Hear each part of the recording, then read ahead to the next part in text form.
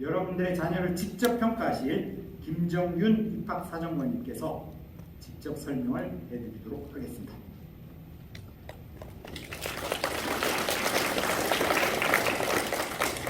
네, 안녕하십니까. 성균관대학교 입학사정관 김정균이라고 합니다. 반갑습니다. 네, 저는 학생부 종합 전형에 대해서 설명을 좀 드리도록 하겠습니다. 저희 성균관대학교 학생부 종합 전형 1000명 좀 넘게 뽑죠. 1047명 선발을 하고 있습니다. 전형은 두 개가 있는데요. 계열 모집 전형, 학과 모집 전형 두 가지 전형으로 운영을 하고 있습니다. 계열 모집 전형은 417명, 학과 모집 630명 이렇게 해서 1000명 좀 넘는 인원을 뽑는데 두 개의 전형으로 운영을 하고 있죠. 이렇다 보니까 특징이 있습니다. 각각 지원이 가능하기 때문에 중복 지원이 가능하다는 특징입니다. 자, 왜 이렇게 두 개로 쪼개놨을까요? 자, 이럼으로써 저희가 좀 전략적으로 지원을 하실 수 있는 설계를 해놓았다고 생각하시면 될 것 같습니다. 두 가지 정도 전략이 나올 수 있는데요. 방금까지 처장님께서 말씀해주신 저희 특성화학과들 설명 많이 들으셨죠. 다양한 곳에 관심이 있으실 수 있는데, 예를 들어서 내가 글로벌 경영학과에 가고 싶다.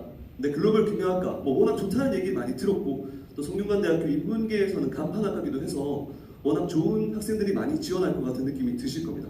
그러면 글로벌 경영학과 학과 모집으로 한 장 지원하시면서 계열 모집으로 인문과학 계열이나 사회과학 계열에 같이 지원하실 수 있는 거죠. 자, 그래서 둘 다 합격하면 글로벌 경영학과에 기분 좋게 들어오시면 되고요. 만약에 글로벌 경영학과에 합격하지 못하더라도 인문과학 계열이나 사회과학 계열에 합격할 수 있는 기회를 볼 수 있는 겁니다. 이런 중복 지원에 있어서의 전략은 내가 합격할 수 있는 그물망을 넓게 치는 거라고 보시면 되겠습니다. 자, 좀 더 이제 글로벌 경영학과 높겠죠, 점수가. 그리고 사회과학 계열, 인문과학 계열은 조금 더 낮은 포지션으로 반영이 될 겁니다. 이러면 내가 합격할 수 있는 그물망이 넓어지는 거죠. 아니면 나는 성균관대 상향이다. 아니면 좀 더 합격률을 높이겠다. 라는 차원에서 좀 선호도가 낮을 것으로 예상이 되는 유학동양학과, 러시아 어문학과, 의상학과 이런 데 전략적으로 지원을 한다고 보시죠. 자, 이런 데 지원해서 합격률을 높이려고 전략을 짰지만 또 내가 가고 싶은 학과도 욕심이 난다 라고 했을 때는 마찬가지로 이런 유학동양학과에 지원하시면서 인문과학 계열이나 사회과학 계열 같이 지원을 하실 수 있는 겁니다. 마찬가지로 이것도 그물망을 넓게 치는 건데 이건 좀 이쪽으로 그물망을 넓게 치는 거라고 보실 수 있겠죠. 사실 이런 전형 설계가 굉장히 합격을 하는데 도움이 많이 되기 때문에 이 중복 지원 잘 살펴보시면 좋을 것 같고요. 그 다음에 저희 인문계 자연계 아까 말씀하셨듯이 계열 모집 학과 모집에서 이런 인문자연 통합으로 선발하는 학과들이 있습니다. 글로벌 융합학부랑 스포츠과학은 인문자연 통합으로 선발하고 있기 때문에 좀 편안하게 지원을 하실 수 있고요. 자연계에서 마찬가지로 이런 전략을 쓰실 수가 있습니다. 예를 들어 내가 반도체 학과에 가고 싶다. 반도체 시스템공학과 지원하시면서 자연과학 계열, 공학 계열 같이 지원을 하실 수가 있고요. 아니면 좀 전략적으로 좀 선호도가 낮은 학과인 건축학과나 건설환경공학부 지원을 하시면서 자연과학 계열, 공학 계열 같이 지원을 하셔서 합격률을 높일 수가 있는 거죠. 근데 이런 과정에서 좀 안 좋은 전략들도 있을 수 있습니다.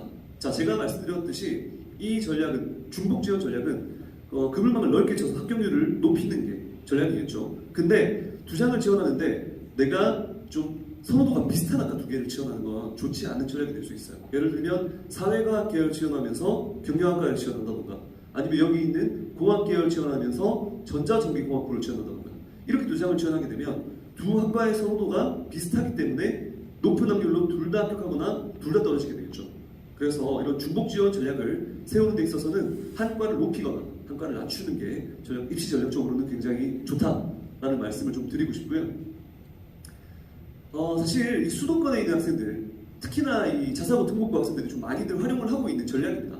이것이 좀 합격률도 높이면서 또 내가 가고 싶은 학과 욕심도 챙길 수 있는 전략이기 때문에.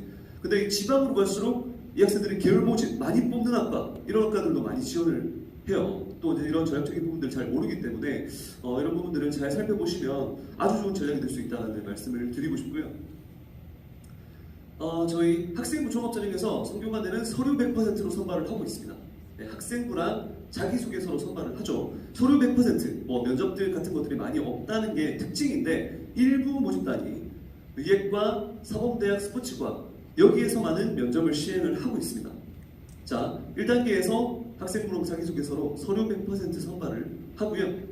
그 다음에 2단계에서는 1단계 서류 평가 80% 그리고 2단계 면접 20%를 더해서 선발을 하고 있는데, 자 그럼 이제 저희가 사실 면접 모집 단위가 많지 않고 또 면접에 있어서의 반영 비율이 높진 않기 때문에 그렇게 크지 않다고 느껴질 수 있지만, 그래도 뭐 팁을 좀 드려야 되겠죠. 사실 이 팁들은 저희 성균관대뿐만이 아니라 다른 대학에서도 좀 같이 동용이 될 수 있을 것 같은데, 자 면접에서 제일 중요한 게 뭘까요?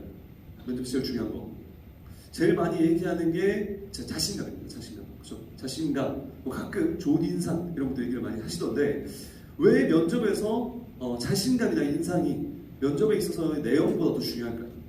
자, 이유가 있습니다. 지금 이제 면접 구조를 생각을 해보시면 면접 보통 한 10분 정도, 길어봐야 한 15분 정도 진행을 합니다. 그죠? 지금 저희 입학처장님 오랜 시간 보셨죠? 저희 입학처장님 어떤 분인지 아시겠어요? 알 수가 없죠. 저도 사실 잘 모르겠습니다. 근데 이 학생을 10분, 15분 만에 판단하는 게 쉽지가 않아요. 근데 그 안에 평가를 해야 되다 보니까 이 학생의 이미지를 받아들일 가능성이 훨씬 더 큽니다. 깊이 알기는 힘드니까요. 그래서 이제 자신감이 중요하다, 이런 이미지로 보여지는 모습들이 중요하다는 얘기를 많이 하죠. 그래서 많이 하는 게 이제 뭐 면접할 때 웃어라, 뭐 자신감 있게 대답해라 이런 겁니다. 이 면접 시뮬레이션을 좀 해볼까요? 면접 학생들이 들어옵니다. 들어와서 굉장히 공손하게 인사를 하고 자리에 앉죠. 자리에 앉고 나면 이 학생들이 갑자기 웃기 시작합니다. 굉장히 좀 자기적으로 느껴지는 경우들이 많아요. 이때 와서 웃으면 사람이 이제 이 타이밍을 놓친 거라고 보시면 돼요. 언제 웃어야 되느냐? 문 열고 들어오면서부터 웃어야 됩니다. 문 열고 들어오면서 웃으셔야 되고요. 지금 또 대부분 마스크 쓰고 계시죠? 또 지금 코로나 굉장히 또 이제 재확산이 되고 있기 때문에 마스크 또 쓰고 있을 확률이 높기 때문에 이제 광대위가 웃는 연습을 좀 하시는 게 좋다는 생각이 좀 들고요. 그 다음에 자신감을 보여줄 수 있는 파트가 무엇이냐? 첫 번째 대답입니다. 첫 번째 대답. 이게 첫 번째 대답에서 생각보다 말을 크게 좀 시원시원하게 해줘야 돼요. 왜냐면 이 첫 번째 대답에서 이미지가 잡히기도 하고, 이 코로나 때문에 방역을 많이 한단 말이죠. 자, 당연히 KF94 이상 마스크 쓰고 있을 겁니다. 그리고 생각보다 이 평가위원과의 거리가 많이 떨어져 있어요. 그 안에 비말 차단을 위해서 가운데에 투명한 판넬 같은 것도 많이 놓습니다. 자, 무엇보다도 이 교수님들이 이 청각이 되게 좋고 젊으신 분들이면 좋겠는데 그러지 않을 가능성이 또 높죠. 그래서 이 첫 번째 대답이 시원시원하게 나오지 않으면 이 교수님들이 종종 잘 못 들으셔서 다시 한번 얘기하달라고 말씀 많이 하세요. 이렇게 되면 어떻게 되냐? 학생들 동공지진이 나기 시작하는 거예요. 이제 내가 말을 잘못했나? 내가 뭔가를 좀 태도가 잘 안 좋은가? 이런 고민들을 하게 되죠. 그래서 이러면 무너진 학생들이 있어요. 그래서 두 가지만 생각하시고 들어가셔도 굉장히 좋은 포지션을 잡을 수 있습니다. 첫 번째, 웃으면서 들어갈 것. 두 번째, 첫 번째 대답을 시원시원하게 해줄 것. 이렇게 한다는 게 생각보다 못하는 학생들이 많아요. 그래서 이거 두 가지만 잘 기억을 하셔도 면접에서 좀 유리한 고지를 점하실 수 있을 것 같고요. 의예과 같은 경우에는 저희 서울대랑 비슷한 MMI 방식의 다중민기 면접을 시행을 하고 있고, 사범대랑 스포츠과학은 인적성 면접을 보고 있습니다. 어떤 문제들이 나오는지에 대해서는 조금 이따가 제가 말씀을 드릴 거고요. 또 블라인드 면접이기 때문에 개인정보 관련되어 있는 부분, 아니면 뭐 교복을 입고 간다든지 학교 명찰이나 배지 이런 것들이 절대 안 됩니다. 그래서 이런 것들은 바로 탈락 요건이 될 수 있기 때문에 블라인드 철저하게 시행하고 있다는 점 기억을 좀 해주시고요. 제가 면접 문제를 설명을 해드리는 건 좀 이제 의미가 없을 것 같아서 한 5초 정도 짧게 보여드리고 지나갈게요. 필요하신 분들은 촬영을 해놓으시면 도움이 좀 되실 것 같습니다. 의예과 면접 문제였고요. 다음으로 사범대학 문제입니다.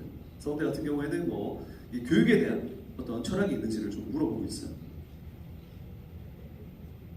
네, 마지막으로 스포츠과학 시험 문제가 되겠습니다. 면접 문제, 좀 더 이제 나의 진로를 어떻게 그리고 있는가에 대한 질문들을 많이 하는 것을 볼 수 있습니다. 네, 다음으로 특별 전형으로 넘어가겠습니다. 이 특별 전형, 마찬가지로 학생부 종합 전형입니다. 이 학생부 종합 전형인데, 이 특별 전형은 학생부 종합 전형에서 지원 자격이 있는 전형이다라고 생각하시면 되겠습니다. 자, 근데 이 지원 자격, 어떻게 보면 허들이죠, 허들. 내가 만약에 이 허들을 넘을 수 있다면 나한테 유리한 허들이죠. 왜냐? 남들이 걸려 넘어지기 때문에. 그래서 내가 이 특별 전형 지원 자격이 된다 하시는 분들은 이 특별 전형이 일반 전형보다 무조건 유리하다라고 생각을 하시면 되겠습니다. 특별 전형 모집 정원 253명이 되고요. 저희 전형 자체는 5개가 있습니다. 그런 기회에 노총 특성화고 입사랑 장애인들 이렇게 5개 전형이 있는데, 보시면 특징이 고른 기회 전형은 이 농어촌, 특성화고 이웃사람 장애인 이 네 가지 전형 지원 자격 중에 하나가 되면 여기도 지원 자격이 되십니다. 그렇기 때문에 이 전형들은 마찬가지로 중복 지원이 가능하다는 장점이 있습니다. 그래서 이런 것들 활용을 좀 하실 수 있고요.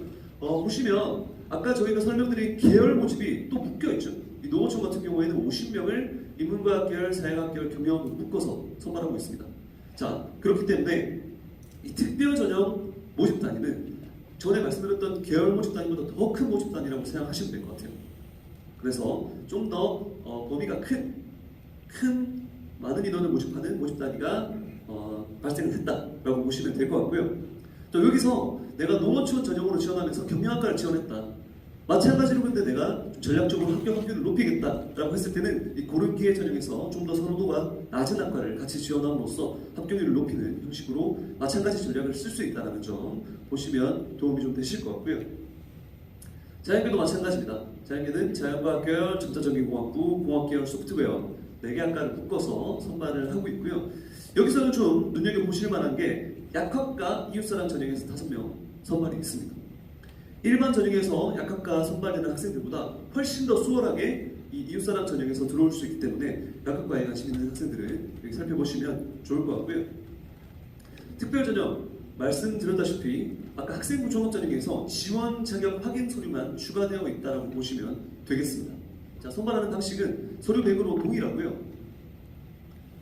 여기서는 일반 전형보다 훨씬 더 수월하게 합격할 수 있기 때문에 이 지원 자격이 되는지 대해서 확인하시는 게 중요하겠다라고 생각하시면 되겠습니다. 자, 아직 제일 중요한 얘기가 안 나왔죠. 그래서 학생부 종합 전형 어떻게 선발하냐가 궁금하실 거예요. 보시면 학업 역량 50, 개인 역량 30, 잠재 역량 20으로 해서 그 안에 학업 수월성, 학업 충실성, 전공적 합성, 활동 다양성, 자기주도성, 발전 가능성 나눠져 있습니다. 혹시 다른 대학에 그 입시 설명회에 가보셨는지 모르겠는데 이런 자료들을 많이 보셨을 거예요, 그죠? 사실 근데 이 자료를 가지고 설명을 드리면 이해하기가 쉽지가 않습니다. 쉽지가 않아요. 그래서 저희가 따로 준비한 게 있는데요. 학생부 종합전형 서류평가 완전 정보. 자, 그래서 궁금해하시는 부분들에 대해서 좀 쪼개서 설명을 드려보고자 하는데, 첫 번째, 교과가 중요한가 비교과가 중요한가입니다. 학생부 종합전형 일단 교과 비교과 둘 다 중요하겠죠. 둘 다 중요한데 어떤 부분에 좀 포커스를 맞춰서 준비를 해야 하는가에 대해서 고민이 좀 있으실 거예요. 자, 좀 조사를 해볼까요? 난 교과가 중요하다고 생각한다. 손 한번 들어봐 주세요. 교과 좀 역시 좀 있으시네요. 비교과가 더 중요하다. 비교과 학생이 좀 적네요. 자, 교과가 좀 더 중요하다고 생각을 하시고 있는 것 같은데 결론부터 말씀드리면 교과가 더 중요한 게 맞습니다. 자, 왜 교과가 더 중요할까요? 교과가 더 비교과보다 몇 점이 더 커서 그런가? 그런 차원의 문제가 아니라 구조적으로 교과가 더 중요할 수밖에 없습니다. 자, 2가지 정도 이유가 있는데요. 첫 번째로는 학생부의 기재 때문입니다. 학생부의 기재 편차 때문이에요. 자, 지금 학생부 종합 전형이 시행이 된 지 10년이 훨씬 넘었죠, 이제. 자, 근데 몇 년 전, 한 5, 6년 전만 해도 이 고등학교별로 학생부에 대한 기재 수준 차이가 굉장히 많이 났습니다. 어떤 고등학교는 학생부를 되게 꼼꼼하게 잘 적어주고요. 또 어떤 고등학교는 학생부를 대충 적었어요. 우린 정시로 보낸다. 특히 지방에서의 그런 학교들이 많았죠. 그래서 학생부 기재의 편차가 컸습니다. 근데 교과 같은 경우에는 숫자 위주로 나오기 때문에 이런 기재의 사항 자체가 많지 않은데 이런 비교과 같은 경우에 또 기재해야 되는 사항이 많죠. 그렇기 때문에 편차가 더 많이 크게 났어요. 근데 학생부 종합전형이 이제 10년 넘어서 정착이 되면서 학생부 기재에 굉장히 상향 평준화가 됐습니다. 기재 수준 자체가 많이 올라왔다는 거죠. 일반고 기준으로 생각을 했을 때 자사고 특목고의 학생부 기재가 굉장히 화려할 것 같겠지만 이제 그 정도까지 차이가 많이 나지 않습니다. 그래서 학생부 기재 수준 자체가 많이 올라와서 이제 옛날에 이만큼 났던 편차가 이제 상대적으로 덜 나는 거예요. 그래서 학생부 수준의 편차가 줄어들었기 때문에 일단 비교과의 편차가 줄어서 비율이 좀 줄었다고 보실 수도 있고요. 사실 이것보다 좀 더 중요한 문제가 뭐냐면 입학사정관은 뭐라는 사람이죠? 학생부를 보고 평가하는 사람입니다. 그래서 이 학생부에 나와 있는 이런 기재사항들을 굉장히 꼼꼼하게 보죠. 근데 전에 비해서 볼 수 있는 기재사항이 많이 줄었습니다. 자, 올해 네이버 기준으로 좀 살펴볼까요? 방과후 활동, 올해 적을 수 없죠. 또 비교과 활동에서도 동아리 활동은 자율동아리 1개, 봉사활동도 특기사항 적을 수 없죠. 뭐 진로 활동도 이제 볼 수가 없고 수상 경력도 교내 수상 1개, 학기당 1개, 뭐 독서 활동도 도서명과 저자까지만 적을 수가 있습니다. 올해 많이 줄었죠. 뭐 이건 좀 줄어든 지 좀 되긴 했지만 입학 사정관이 보고 평가할 수 있는 요소가 점점 줄어들고 있는 거예요. 그러면 비교과에서 볼 수 있는 기재 사항 자체가 줄다 보니까 편차가 더 줄 수밖에 없는 겁니다. 왜냐하면 볼 수 있는 요소가 줄어든 거기 때문에. 그래서 구조적으로 교과가 비교과보다 좀 더 중요해졌다라고 보시면 되고요. 혹시 여기서 1, 2학년이 있다면 여기서 기재가 더 줄죠. 알고 계실 겁니다. 그래서 뭐 이런 독서, 수상 경력, 뭐 봉사활동 아예 안 들어가기 때문에 이런 부분들을 본다면 앞으로 좀 더 교과가 중요해진다라는 겁니다. 그래서 지금 4학년 그래서 이제 교과가 다 끝났는데 어떻게 하란 말이냐라고 생각하실 수 있겠지만 일단 내가 대학을 지원할 때 바라보는 눈높이를 교과를 기준으로 바라보셔야 된다고 생각을 하셔야 된다는 거고요. 1, 2학년인 경우에는 지금 남은 기말고사, 중간고사를 최선을 다해서 봐야 된다. 일단 교과의 성적이 베이스가 될 수 있게 공부를 열심히 해야 된다라는 기준을 잡으셔야 된다고 말씀을 좀 드리고 싶은 겁니다. 일단 그래서 교과가 중요하다라고 결론이 났고, 두 번째, 코로나 세대의 활동 다양성입니다.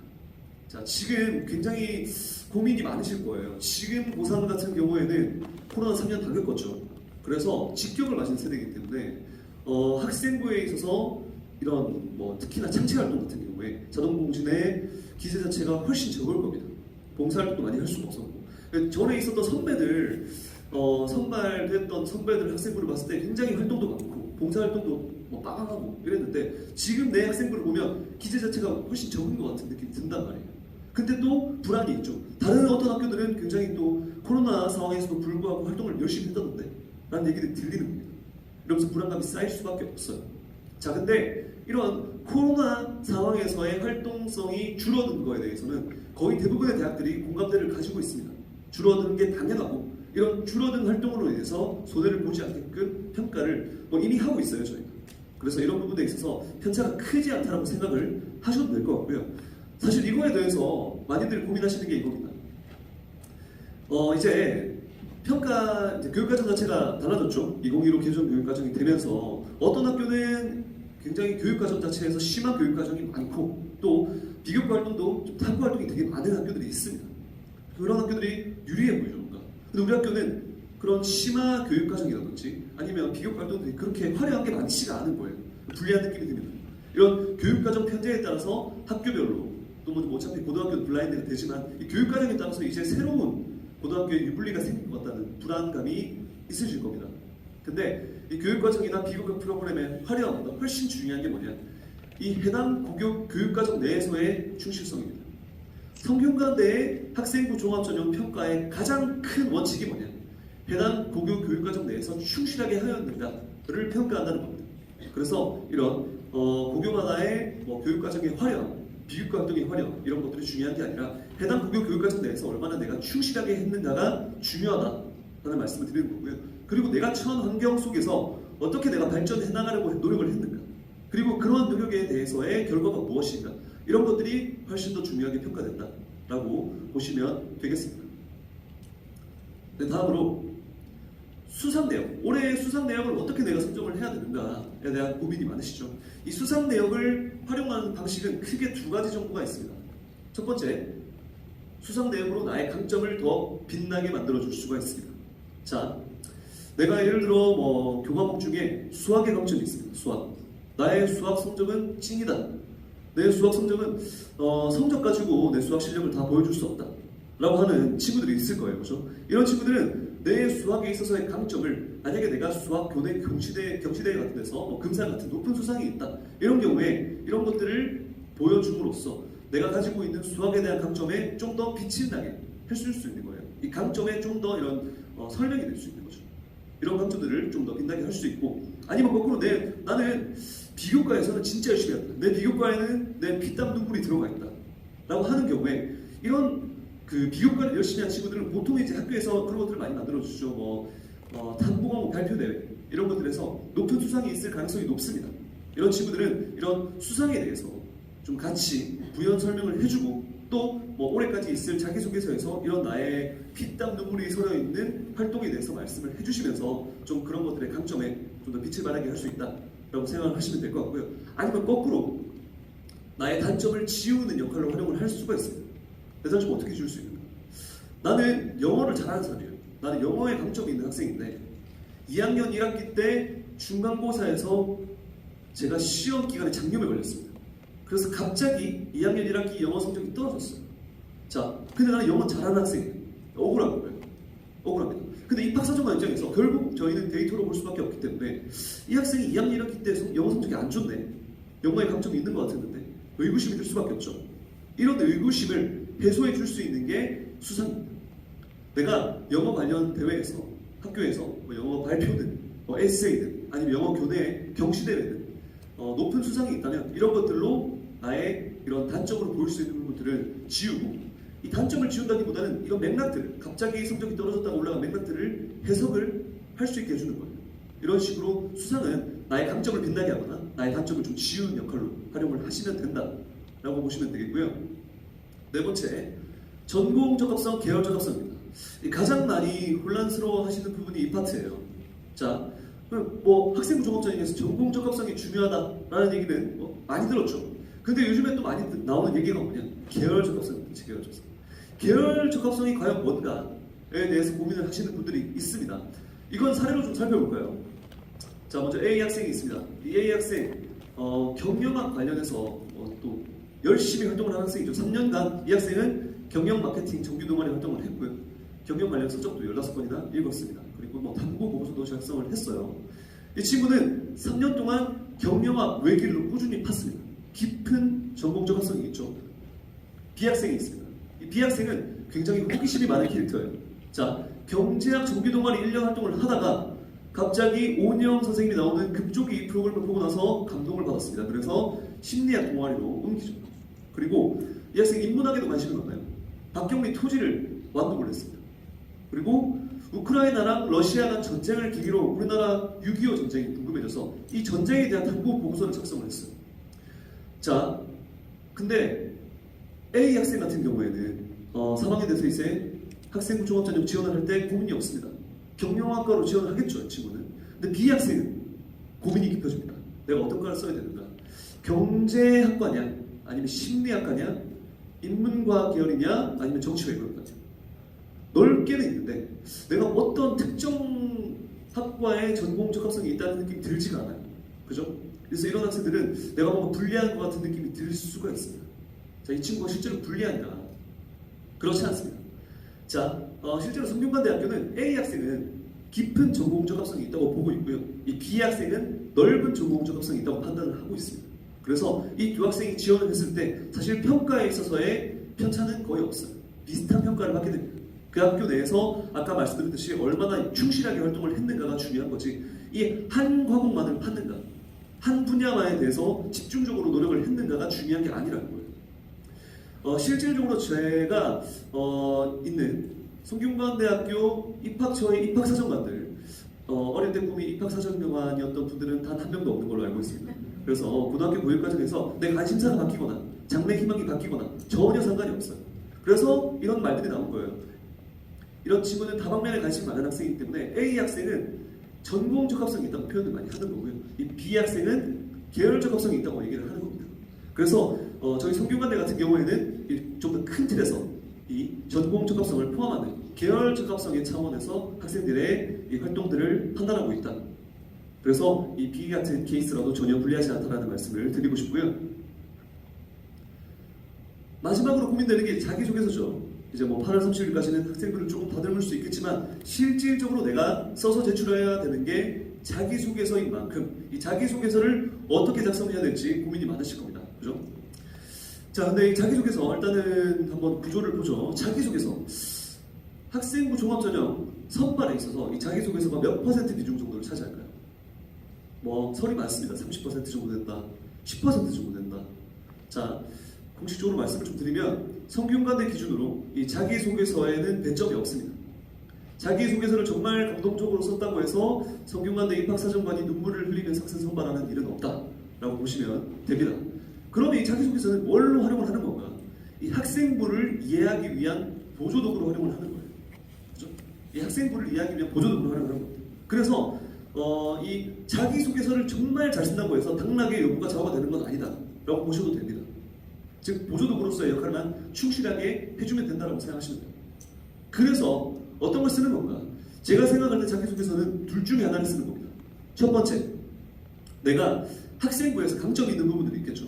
그런 강점이 있는 부분들을 자기소개서를 통해서 강조해 주시면 됩니다. 약간 밑줄을 긋는 느낌인 거예요. 자, 입학사정관이 자기소개서를 통해서 학생을 선발을 바로 하는 건 아니지만 이 자기소개서에서 강조되어 있는 부분들은 학생부에서 놓치지 않습니다. 그래서 이 자기소개서는 학생부를 나의 강점을 강조하는 역할로 활용을 해주시면 되고요. 아니면 내가 꼭 하고 싶은 얘기가 있는데 학생부에 기재가 안 되어 있다. 나는 내 얘기 꼭 하고 싶다. 라고 하는 경우에 이 자기소개서를 활용해서 이런 부분들을 보충해 주시면 됩니다. 그래서 이런 부분들이 있으면 좀 더 학생부의 맥락들이 잘 이해가 될 수 있겠죠. 자, 다시 요약하면 이 자기소개서는 학생부를 강조하거나 아니면 보충하는 역할로 활용을 해주시면 된다라고 보시면 되겠습니다. 그래도 좀 팁을 드리자면 기술적으로는 이 자기소개서는 어떻게 쓰시냐, 제가 개인적으로 느꼈을 때 이 자기소개서를 받으면 어떤 느낌이 드냐, 약간 러브레터 받는 느낌이 들어요. 굉장히 절절합니다. 성균관대에 가고 싶은 마음이 굉장히 절절하죠. 그래서 이 학생들이 굉장히 감성적으로 글을 써요. 좀 문장이 길어지고 또 미사하고 많아집니다. 뭔가 이렇게 감동을 주려고 해요. 근데 저희가 얼마나 많은 텍스트를 읽겠습니까? 사실은 이렇게 뭐 지금은 멀쩡하게 있지만 저희가 학생부 종합전형 평가 시즌 되면 거의 사람 몰골이 아닙니다. 집에 잘 못 가요. 워낙 많이 지원을 하기 때문에. 텍스트를 하루 종일 읽는데 이 텍스트가 너무 길고 뭔가 추상적으로 적혀 있으면 잘 이해가 안 갑니다. 그래서 제가 많이 읽었던 경험들을 비추어 보면 이 자기소개서는 짧은 문장으로 담백하게 써주는 게 훨씬 더 진정성 있게 느껴집니다. 문장이 너무 길면 무슨 말인지 잘 모르겠어요. 그래서 기술적으로는 좀 담백하게 미사하고 빼고 쓰는 게 훨씬 더 진정성 있게 느껴진다. 자신감도 좀 있게 느껴진다. 그래서 이런 식으로 쓰기를 추천을 좀 드리고요. 제가 아까 자기소개서 러브레터 같다고 말씀드렸죠. 근데 이 보통 러브레터는 한 명한테 쓰잖아요. 근데 이 학생부 종합전형 러브레터는 6명한테 씁니다. 그죠? 6장한테 쓰고 여러 명이 그 러브레터를 받아들여서 이제 고백을 받아주면 한 명 빼고 다 차죠. 그래서 이제 이런 경향이 있는 제출이 있기 때문에 어떤 현상이 생기느냐. 자, 여러 명한테 쓰는 러브레터이기 때문에 복사 붙여넣기가 많습니다. 그러면 종종 생기는 현상이 뭐냐면 저는 우리나라 최고의 대학 연세대학교에 가기 위해서 이렇게 적혀있는 경우들이 있습니다. 굉장히 이것 때문에 떨어뜨리지 않지만 마음의 상처를 입은 채로 학생부를 읽게 됩니다. 그래서 종종 나오는 현상이기 때문에 여러분들 자기소개서 제출하시기 전에 대학교 이름 바꿨는지 한 번 더 확인하시고 제출하시기를 추천을 드립니다. 그래서 이 정도 부분만 이해를 하시고 학생부 종합전형 방학을 하셔도 큰 도움이 될 수 있을 거라고 생각을 하고요. 다음으로는 이제 학생부 교과전형